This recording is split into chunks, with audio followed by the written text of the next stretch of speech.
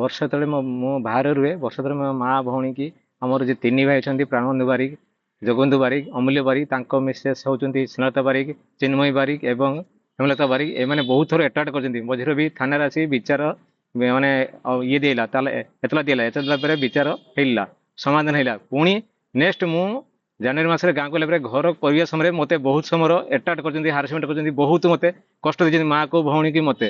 ପୁଣି ଆଜି ମୋ ନିଜ ଅନୁପସ୍ଥିତିରେ ମୋ ନିଜକୁ ମୋତେ ନ ପଚାରି ମୋ ଘର ବାଡ଼ି ପଛପଟରେ ତାଙ୍କର ପୁଅ ବାହାଘର ପାଇଁ ସେମାନେ ଟେଣ୍ଟ ମାରୁଥିଲେ। ମୋର ଯେତେ ଗଛ ପତ୍ର ଉପାଡ଼ି ଦେଇକି ମୋତେ ସେ ପିଟିବାକୁ ଆସିବା ସମୟରେ ମୋତେ ବାହାରେ ପାରିଲେ ଏବଂ ମୋ ଭଉଣୀ କି ତାର ଗାଲ ପାଟିରେ ବାଜିକି ତାକୁ ପୁରା ବେହୋସ କରିଦେଇଥିଲେ।